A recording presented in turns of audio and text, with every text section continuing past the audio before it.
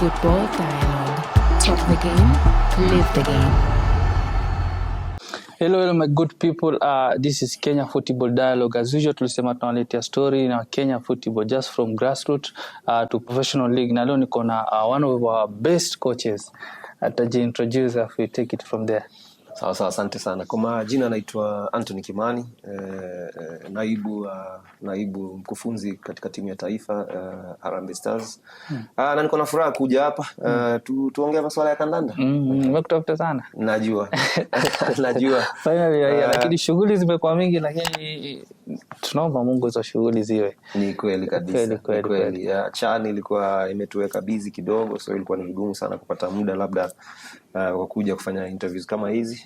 But nashukuru imeisha, ilikuwa nzuri. Sasa tunasonga mbele. Sure. Before tufike kwa Chan, kuna mtu anakuangalia hapa. So who is Kimani? So Anthony Kimani ni kijana ambaye ametoka katika maeneo ya Korogocho kule. Huko ndio nimegrowia. Nilianza kucheza mpira nikiwa kijana mdogo sana. Nilikuwa na passion ya mpira kutoka nikiwa kijana mdogo sana. Nimecheza zile ligi za Maisa ama Mathare Youth Sports Association ukipenda. Pale basi nikaweza pia kubahatika kukuwa mmoja wa wale vijana walichaguliwa kuenda kucheza Norway Cup ambayo ni the biggest youth tournament in the world. Baada ya pale niliporegea nikakuwa ambition yangu ni kujoin Mathare United. Hiyo wakati kila kijana mdogo alikuwa anataka sana kuchezea timu ya Mathare United. Sure. But ilikuwa ni vigumu kwa sababu competition pia ilikuwa juu sana. Mathare ilikuwa na wachezaji ambao walikuwa na quality ya juu sana, kwa wachezaji wa tajriba ya juu sana. So pale ikakuwa Mathare Youth imeformiwa pia. So vijana wengi wale walikuwa wametoka Norway Cup ambaye labda walikuwa wanataka kujiunga na timu ambazo zinacheza ligi, wengi tukakuja pale. I think trials ilikuwa vijana karibu 200 walikuwa ama zaidi, walikuwa ni vijana wengi na wote walikuwa ni vijana wanajua mpira. Sure. Ikawa ile team basi ni vijana 25 ni wanachaguliwa kwa hiyo Mathare Youth team. Na pia pale basi nikabahatika nikakuwa mmoja wa wale vijana walichaguliwa kwa Mathare Youth. So nikacheza Mathare Youth season 2 and then the season ya 3 nikakuwa pia again nimebahatika nikapromotiwa sasa kwa Mathare United senior team. Sure. Kutoka hapo tena ambition yangu ikachange, ikakuwa nataka sana kuchezea timu ya taifa ama kuwakilisha timu yetu ya taifa. Okay. Na vile pia miaka ilivyosonga pia again tena nikapata opportunity ya kurepresent country yangu. Ambaye ni one of the biggest honors ama privilege ambaye nimekuwa nayo kwa football career yangu. Okay, kandanda kila siku ama inajulikana kwamba si career ambayo utacheza pia kwa muda mrefu sana. Sure. Ukiwa very lucky maybe 15 years, mostly watu wengi wanakuwa ni 10 years or thereabouts. So after kucheza pia nikakuwa niko na ambition ya coaching. Nilikuwa na feel bado na sijapeana kila kitu ile naweza peana kwa football. Kweli. So nika transition kwa coaching. Again nilipo transition kwa coaching, one of my biggest ambitions ilikuwa ni kuwa katika technical bench ya timu yetu ya taifa. Na basi ndio niko hapo, lakini safari bado ni ndefu inaendelea, lakini nashukuru Mungu kwa mahali tumefika. Kweli. Na nazidi kujisukuma angalau tuende zaidi. Hello my good people. Before we continue, make sure you subscribe, comment, like, share, and tell us what you expect next. Guest gani mnamtaka next, tutakuletea hapa, tutapiga story, tutamuuliza maswali mnataka kusikia. So keep tuned.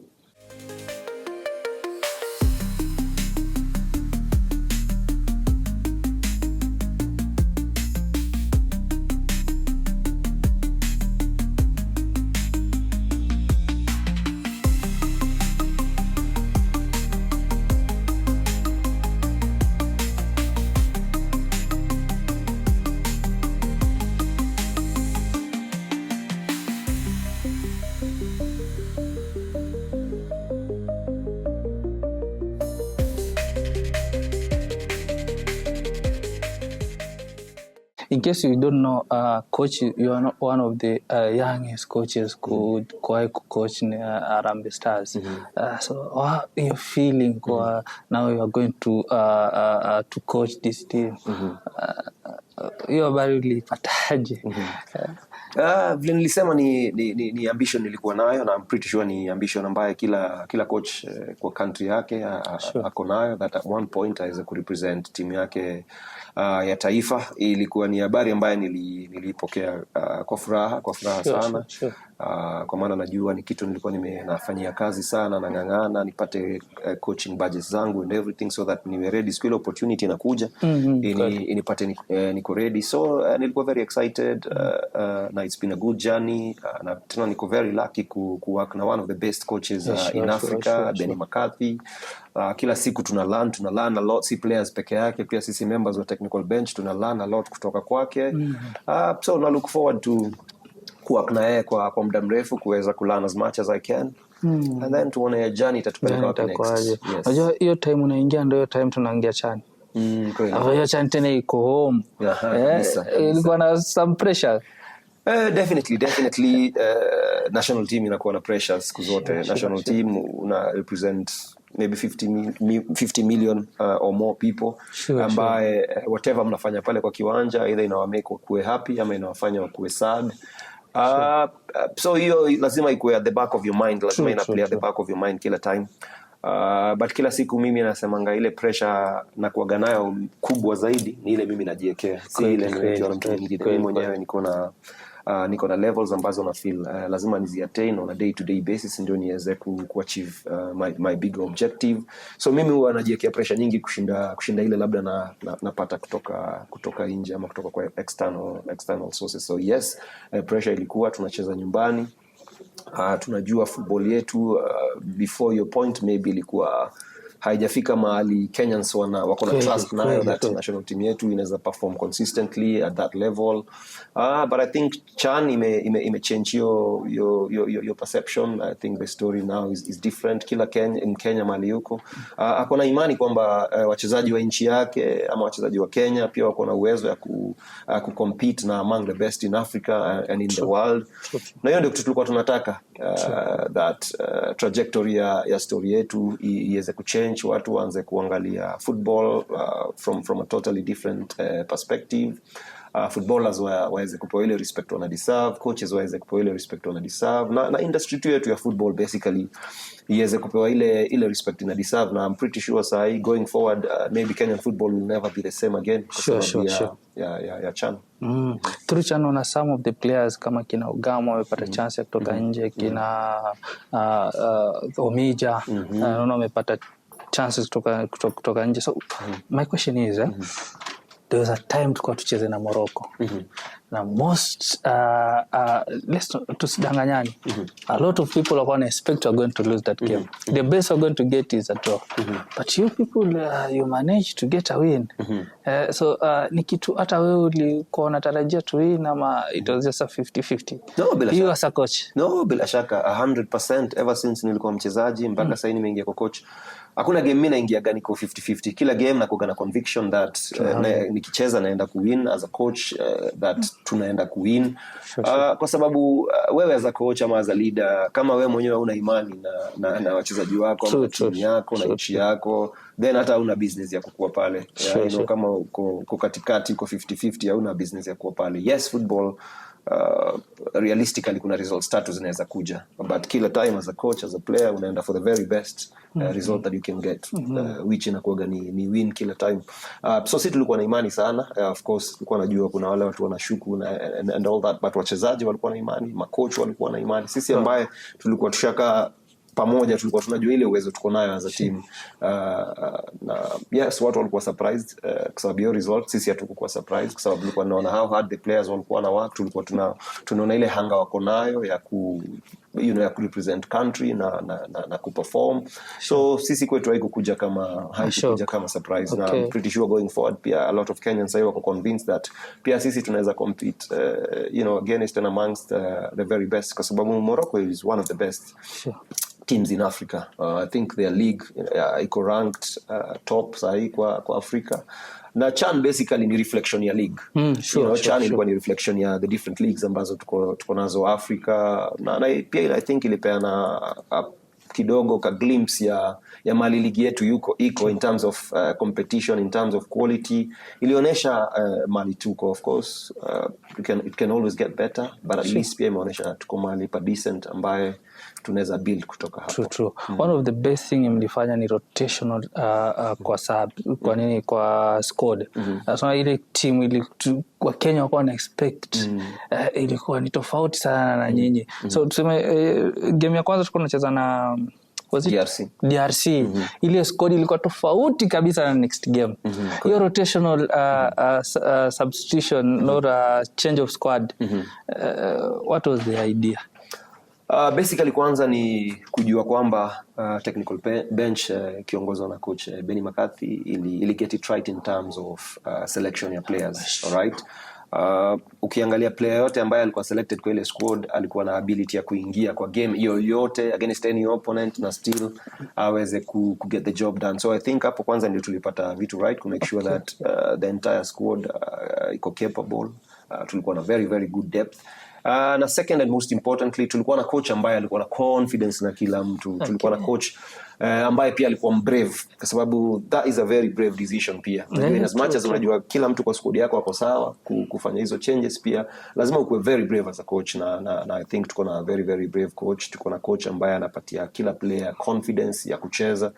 Tuko na coach ambaye anaonyesha kuna trust na kila mchezaji ambaye ako kwa team, na hiyo na feel ni motivation kubwa sana kwa players. Anajua kwamba mimi nikigive my best kwa training then I stand a very good chance ya kucheza the next match. Na hivyo ndio inafaa kukua, kwa sababu the moment player ana believe that performance yake kwa mazoezi ita guarantee a starting position kwa team, then kila player ana give his best. Kila player ki give his best, then quality ya mazoezi inaenda juu, na definitely quality ya team pia inaenda juu in terms of how wana compete. So I think hiyo ilikuwa ni advantage kubwa sana on our end, the fact that tulikuwa na a very brave coach ambaye hakukuwa ana think twice about making decisions ambazo walikuwa na feel ni right. Na pia kudos to the players ambaye walikuwa wanapata opportunity. Kila mtu pia alikuwa anaonesha kwamba pia mimi sitaki kulegeza, sitaki ku drop standards za team, mali standards zilikuwa zimewekwa. Na feel walifanya vizuri sana. Na pia mafans pia walicheza part yao, hawaku to let down. Kila game tulikuwa tunafeel hiyo love kutoka kwa hoteli, watu wa hoteli tulikuwa wanaimba sana, basically wana set the mood right ya ile tunaenda kutana nayo mbele. So ilikuwa ni experience nzuri holistically. Hii feeling ushaipata ukiwa national team kama player? Siwezi sema nishaipata, haijafika kwa ile. I think ilikuwa imefika fever pitch. Hii ilikuwa top kabisa. Si tulikuwa na yetu ambayo pia ilikuwa ni mzuri vile ilikuwa hiyo time. But of course kicompare na hii, I think hii kidogo ilikuwa imekuja juu, na mostly ni kwa sababu hii ilikuwa ni tournament. So kuna games zilikuwa zinachezwa like within that period. So I think it set the mood right kwa country. Kuna consistency again. Yes, whereas sisi ilikuwa ni qualifiers, maybe unacheza qualifier moja leo, by the time unacheza game next unapata ni 2-3 months imepita. But this time around I think hiyo tone ilisetiwa na hiyo game ya kwanza, na the fact that tulikuwa na games zingine zinakuja, ilianza kubuild tu pole pole. Hiyo momentum ilibuild, na by the time tunakuja kucheza quarter finals, I think the whole country sasa ilikuwa behind team, whether wewe ni fan wa football ama si fan wa football. Umekuwa carried away na hiyo euphoria. Na that's the power that football has. Sure. Hiyo ndio power hii game iko nayo ya kuunite watu, kuleta watu pamoja. Hiyo ndio essence ya football, kuleta watu pamoja. Unatoka dini tofauti, unatoka kabila tofauti, inatoka kwa background tofauti. Sasa zile sisi wote tunaingia kwa stadium, tunashangilia timu yetu ama tunachezea timu yetu. Hakuna mtu anaangalia wewe ni kabila gani ama wewe dini gani ama nini. Na feel hiyo ilikuwa ni one of the best moments katika country yetu, na one of the proudest moments ya kukua Kenya, na mtutisho hiyo ni feeling watu wengi walikuwa na around the country. Speaking of mashabiki, before transition nilikuwa nakwambia hii chani imeleta wase wengi kwa ground. Nilikuwa study na another person hapo next. Ananiambia anashtuka kama Osto anacheza ligi ya Kenya. Mshiri anacheza timu gani? Lakini amekuja kumshabikia Mshiri. Yes. So una feel tunafanya marketing sana kwa football. Because you see 50 or 45% ya watu walikuja grao hata hawajajua player before. Wamekuja kujua hapo grao. Na players ni local. 100% local. Una feel Kenya tuna feel wapi? Well, vile umesema, I think hatu tell our stories enough. So that kila kijana mdogo kwa mtaani, kila mtu ambaye maybe apate time ya kukuja stadium over the weekend kufuata Gor Mahia, kufuata FC, kufuata Ulinzi, ndio aweze kujua our local players. Na feel hatupeani hiyo story vizuri. Ukiangalia Kenya mara nyingi kijana mdogo kutana naye kwa street atakutajia maybe squad yote ya Arsenal, atakutajia squad ya Man U, atakutajia squad ya Chelsea. But hiyo kijana hajawahi enda Old Trafford, hajawahi kwa maybe Emirates, hajawahi kwa Stamford Bridge. So anapataje information? Anapata information through media, right? So media yetu inatel hizo story. Kama ni print media, kama ni mainstream media, kwa social media pia unapata story nyingi zile zinaendelea, ma conversations nyingi zile ziko ni about European football. So huyo mtoto atapata hiyo ndio story anapata. So hiyo ndio knowledge atakuwa nayo.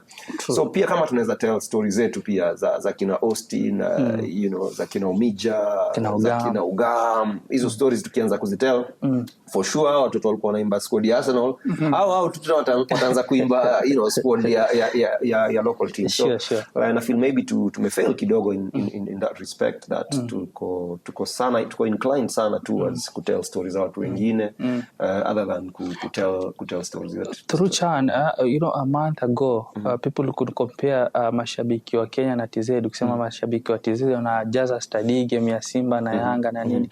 But juzi hata Chan can confirm mashabiki wa Kenya wamekuwa wengi sana grao kushinda TZ.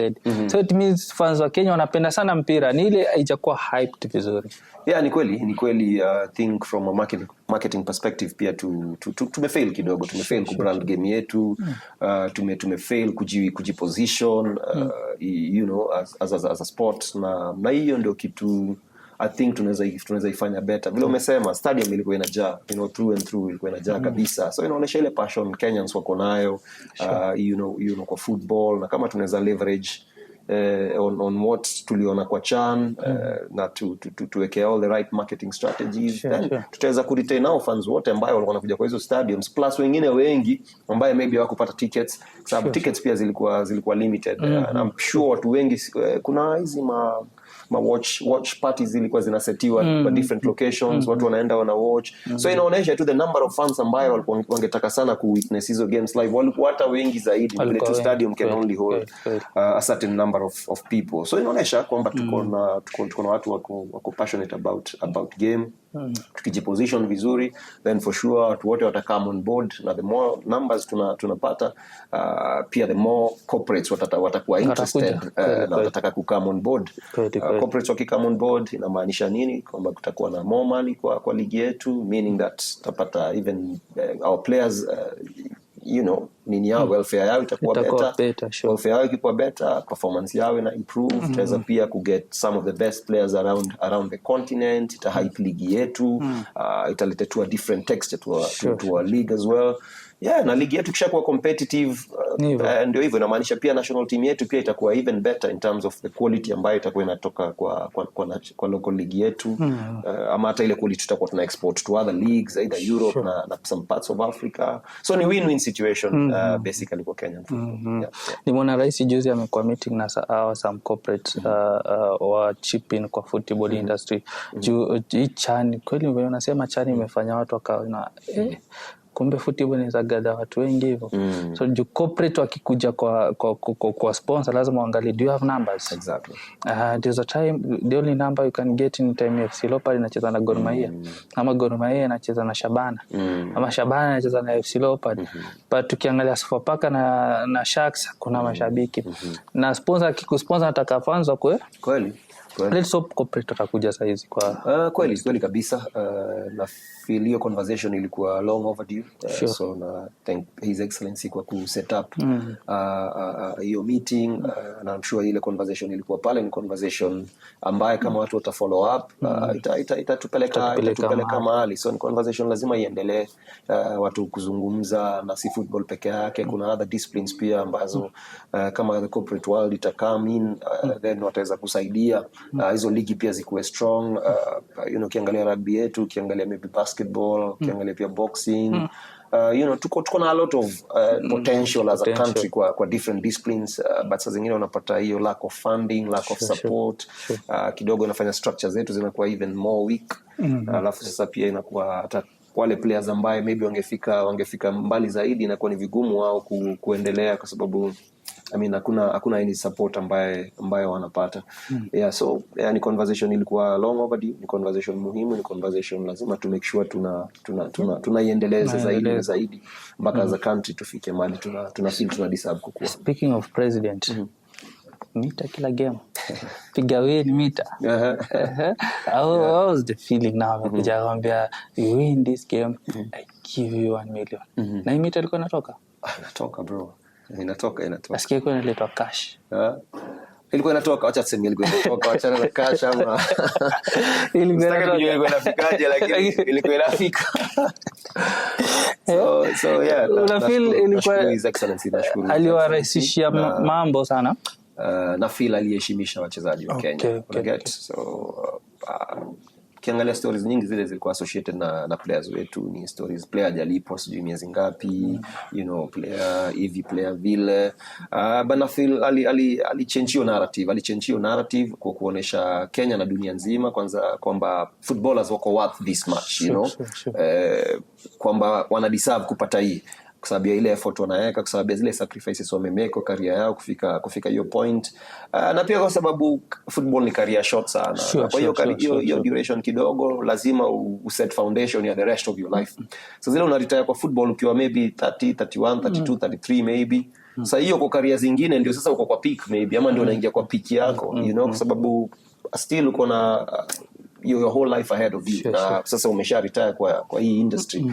So kama haukuweza kupata enough ambaye labda ungeweza kuset foundation yako, then unapata hii maisha ingine inakuwa ni struggle kidogo. So nashukuru president kuonesha watu kwamba footballers na athletes in general wana deserve recognition, wana deserve respect, wana deserve token ya appreciation, ambaye inaeleweka kwa sacrifices zile wamemake kwa country, kwa sababu si kitu rahisi. Kuingia pale uwanjani, unajua nchi mzima inakutegemea, iko na pressure kiasi yake. So ukiona head of state ana appreciate in the manner that ali appreciate, pia inapatia wale players moral sana. Unajua kuna game mbili zenye tulikuwa less, na moja tulidraw na moja tuliwin. Exactly. Na hata ile tulidraw ungeangalia vizuri tulikuwa na chance kubwa ya kuwin. So players walikuwa motivated. Kila mtu alikuwa anataka kugive his best, for his country. Sio kwa sababu ya ile pesa peke yake, basi kwa sababu country yetu ina mean something kwetu. Sure. Na hii ni privilege kubwa, kwamba out of the millions of people in the country that wewe ndio umechaguliwa kwa wao wote. Sure. Wewe uwakilishe wale wengine. So inakuwa ni moment ya pride sana, na kila player anataka kugive his best. So ile motivation pia ikikuja ina boost zaidi, inafanya vitu ziwe better zaidi. Hata from a coaching point of view, inafanya kazi yetu kwa rahisi in terms of motivation. Niliona president alikuwa biased. Hakuwa analipa players peke yake. Anasema everyone should get something. Because win, maybe shabiki hapa, win wewe natokaga si kwa players peke yake, natokaga kwanza yule kit manager. Win natokaga huko. So ali appreciate everyone. Kweli kabisa. Win ikwagi ni mchezaji peke yake, ama win ni coach, ama win ni fan, ama win inakuwa ni collective responsibility. Sure. Kila mtu anakuwa na contribution yake, na haijalishi ni kidogo kiasi gani. Hiyo contribution yake ikikosa, then ile success pia haitapatikana. So vile umesema, kutoka kwa bus driver, kutoka kwa kit manager, watu wa security, watu wanatengenezea chakula yenyu, mali mnalala, watu wako na nyinyi, every part ya hiyo journey inakuwa na contribution kwa watu wengi sana. Watu wengi wana contribute, ndio sasa eventually unakuja kuona the 11 players ama plus the impact players ambao watakama on, unakuja kuona kwamba wamedeliver. But kuna kuwa na watu wengi sana wamecheza roles crucial sana behind the scenes. So na feel Chan ilikuwa hivyo, stars zetu zilialign, kila mtu aliweka weight yake, kutoka kwa head of state, his excellency aliweka weight yake, Ministry of Sports, pia Waziri Mvurya pia akaweka weight yake, PS. So tuli feel weight ya government yetu, na ile 12th man pia akajikuja na uzito yake. Fan pia tuli feel hiyo weight. Tulikuwa nakuja on our way to the stadium, nakutana na magari zimeweka flags za Kenya, una feel watu hatutaki kuwa disappoint bana, watu wote, mtu amebeba watoto wake anakuja stadium. So kila kitu I think ili align kwetu. Mafans walikuja, wachezaji pia waka show up. So ilikuwa ni moment nzuri sana kwa Kenyan football. I hope tunaweza kuirecreate tena hopefully kwa African Cup of Nations ambayo inakuja 2027. Naona mlibond fit sana na players. Sijui it's a narrative, sijui if you feel comfortable kuiongelea. Mlikuwa mmebond fit sana na players wale walicheza CHAN. So expectations mingi ilikuwa pia hao CHAN, hao players wa CHAN wacheze pia qualifiers. So kwa 30 to 35% walikuwa included. Alafu tuka lose first match. So what's your take for shabiki maybe was complaining, wanasema ile squad yetu ya CHAN ndio ikicheza hapa. Walikuwa na perform, mbona unaona? So ulipata pressure kama hizo? No, ni story ilikuwa watu walikuwa nazungumzia for obvious reasons. But pia kitu lazima watu understand ni that hao wengine ambayo wanacheza nje pia ni wa Kenya, right? Sure. Na hao pia kama kwa their respective clubs wameonyesha level mzuri, wameonyesha competition mzuri ama quality mzuri, then wana deserve opportunity ya kuchezea national team zao. So yes, sisi tuliona mafans wengi waliona wale waliperform kwa CHAN, but sisi kama technical bench tulikuwa tuna follow progress ya our other players ambayo kwa different leagues. And it was only fair that kila player ambaye alikuwa anaonyesha ana deserve opportunity ya kucheza kwa national team akuwe called up to the national team, apatiwe opportunity na aonyeshe his best. Na ungeangalia kwa hiyo squad ya qualifiers, kulikuwa na chunk kubwa sana ya wale players walitoka kwa CHAN na walipata opportunity ya kucheza na wakaonesha quality yao. So ni all about to find the right balance, to get pia players wetu wale wako more exposed kwa more established leagues huko nje, wakuje so that wakishikana na hao wetu tuweze kuinuana, kwa sababu wao wetu pia wana need kulearn kutoka kwa wale pia watu maybe wamepata more exposure than wao. Quality iko, no doubt about that, but utaona kwamba wale wamecheza kwa hizo more established leagues, utaona tu kuna level kidogo ambayo wengine wetu wanaelekea hapo, na I'm pretty sure very soon watakuwa wanafika hapo. So again, vile nimesema, ilikuwa ni as long as we're in Kenya, uko na talent, uko na quality, una perform vizuri kwa klabu yako, then for sure utapata opportunity. Na hiyo I think ndio kitu coach Beni ameleta ambaye imesaidia sana timu yetu kuperform vile ina perform. Coach, game gani umetoka grao? We're talking about CHAN. Game gani ulitoka grao ukasema akili imechoka? Umetoka grao ukasema kuna ngoja tu firimbi ya mwisho. Na feel game zote zilikuwa demanding sana. Zilikuwa na intensity ya juu sana. Ilikuwa ni games huwezi afford kublink ama kusnooze. Unaambiwa if you snooze you lose. Vitu zilikuwa zina happen fast tactically. Teams zilikuwa wanacheza nazo zilikuwa sawa. quality ya opponents ilikuwa iko sawa, so tulikuwa kila time lazima to get our act right, ndio vitu ziweze kumove vile zinaweza move. So I think games zote zilikuwa exhausting kidogo. After game una feel to at least tumepata ile tulikuwa tunatafuta. So tuna think about the next match. Yes, another conversation say that football is only game yenye ina pressure. Si pressure si kwa players hata kwa mashabiki. Yes. Ani ni game wani inaweza kupa pressure. Ani paka ile last minute ndio sikia uko relieved. Ukiwa hapo unasikia kwanza kwenye winning zetu zilikuwa ni 1-0. And so like bao nyingine isifungwe. But sasa kwa coaching staff lazima muweze kuseparate emotions kutoka kwa objectives. So at the moment unakuwa too emotional, hiyo ina cloud decision making yako, ina cloud judgment yako. Sure. So najua zilikuwa ni game ambayo kidogo intensity ilikuwa juu, watu walikuwa tension iko pia juu. But sasa sisi hatuwezi afford kukua carried away na hizo emotions. Kila time lazima ukue fixated kwa kila kitu ile una feel mna need kufanya kama technical bench ndio muweze kusaidia wachezaji na timu yenu kuwin. To expect nini tena kwa national team now? AFCON is coming. Before AFCON najua kuna games zingine zinakuja za qualifier. Though our chances to qualify are very minimal. So to expect nini kwa national team?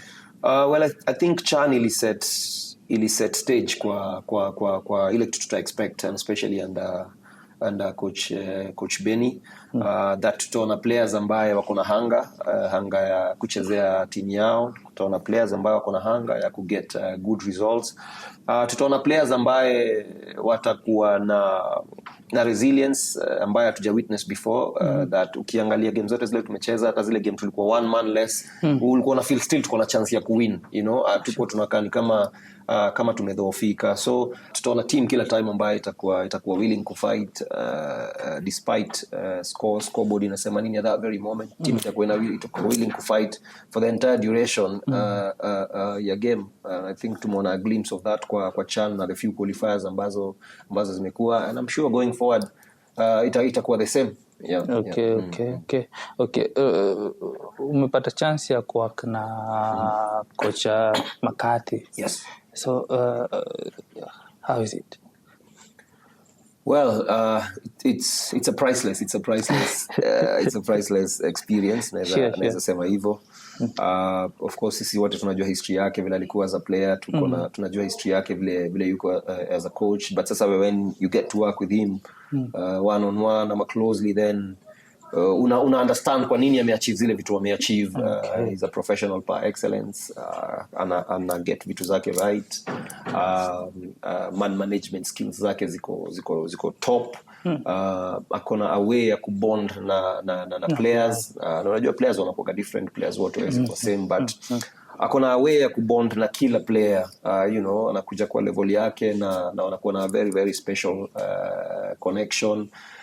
So ule player akiingia uwanjani akicheza, si atanachezea tu coach Benny, ni mtu ana feel, ni mtu ambaye ananijali mimi as a human being, si kama mchezaji peke yake. So the moment una create hiyo connection ama hiyo relationship na players, na feel kuna kuwa na open communication channels. Player ana feel comfortable na confident ku approach coach, maybe kuuliza swali ama kitu hajaelewa, inakuwa rahisi. Na the moment kuna kuwa na hiyo communication back and forth, then kila kitu inakuwa rahisi. Players wana understand coach better, na players waki understand coach better, then inamaanisha watafanya ile kitu, wataweza kuninio plan ya coach pale kwa kiwanja. So imekuwa ni vizuri sana kuona vile ana work, vile ana planning yake, na of course vile vitu zinakaa mtu fruition.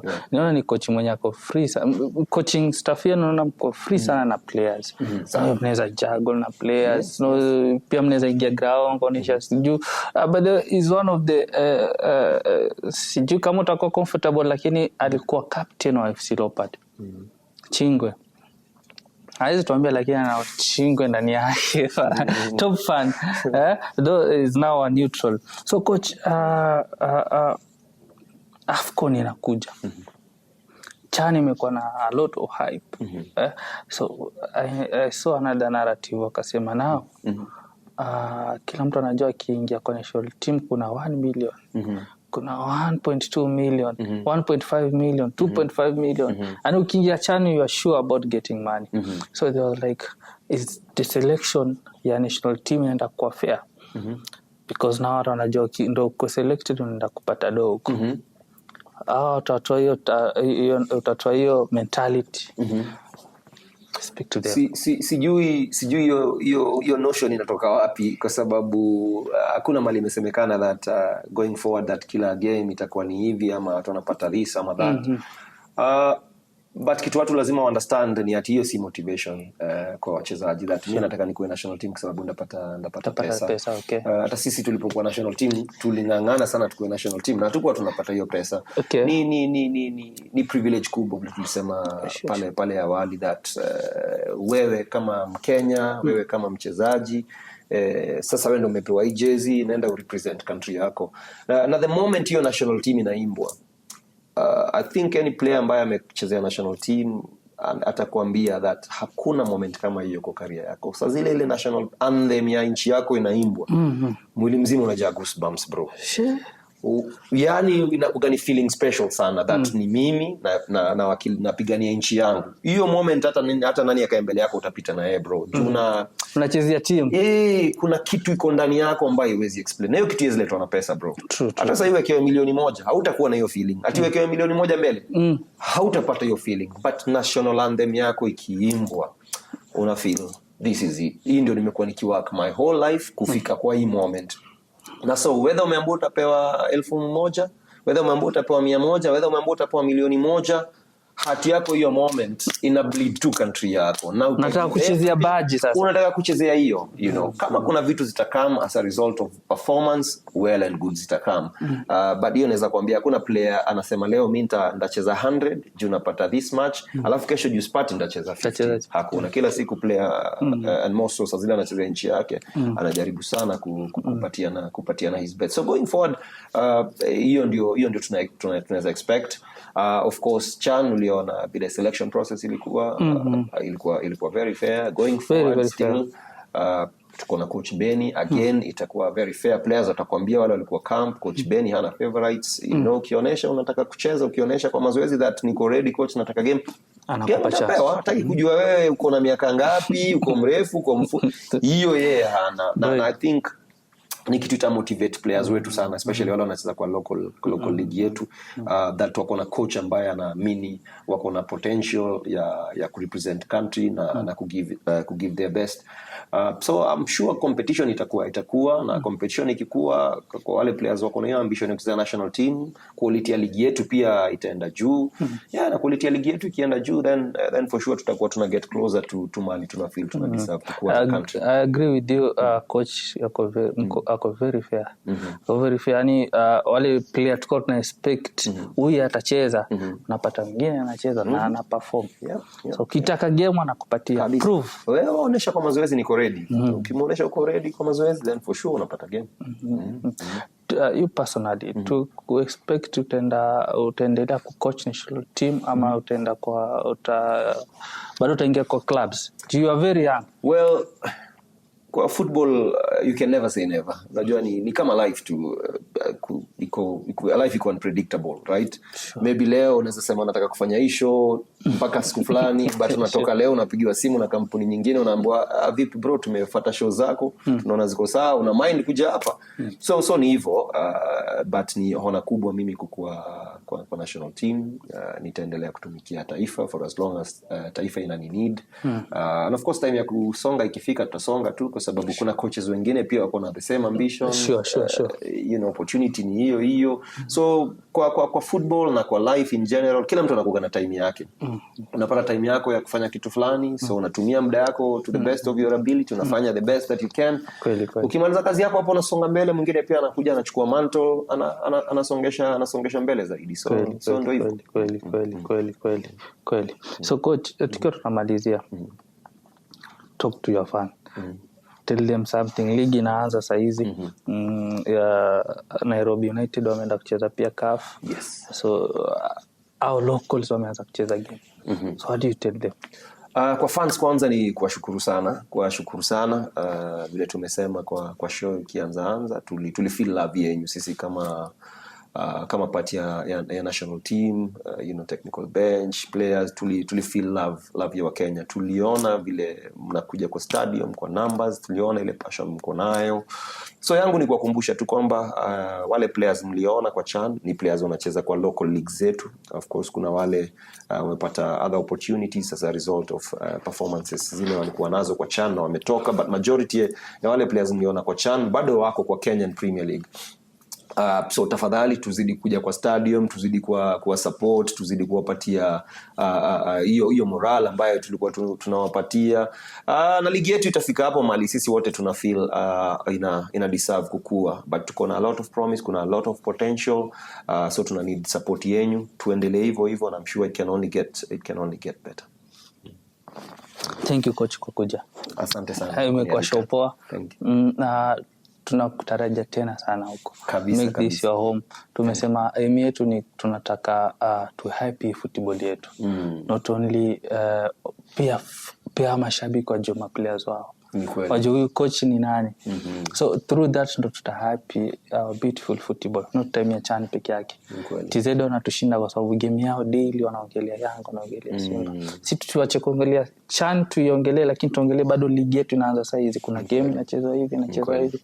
At least tuone kama game yetu ita grow. Ni kweli, na speaking of games kuchezwa, ligi yetu inaanza leo by the way. Inaanza leo 6 PM Kasarani, kuna game nzuri sana Tusker versus KCB. Yeah, sure. Sure. Again kwa ule atakuwa na time leo, kuja Kasarani uenjoy game. Under floodlights itakuwa ni game nzuri, team mbili nzuri, kuna makocha wazuri, Okere pande moja, Robert Matano upande mwingine, so I'm pretty sure itakuwa ni game competitive sana. So kwa wale watatoka kazi mapema, watakuwa na time, wapitie kule stadium pia wa enjoy game. Kwa hiyo CHAN imetusaidia sasa hizi tunaweza cheza game usiku Bana. Ijakuwa kama kawaida yetu si kucheza game usiku. Ni kweli, kwanza game ya kwanza ya season. Yeah.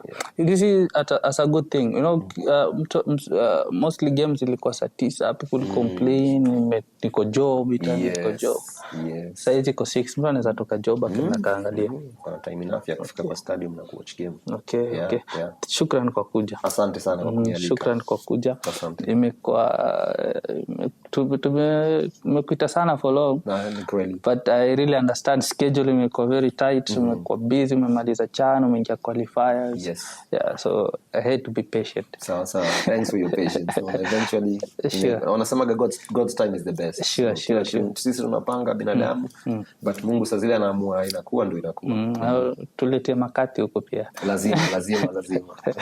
So thank you guys kwa kuona sisi, imekuwa show poa. As usual naambia msio mnatoka bure.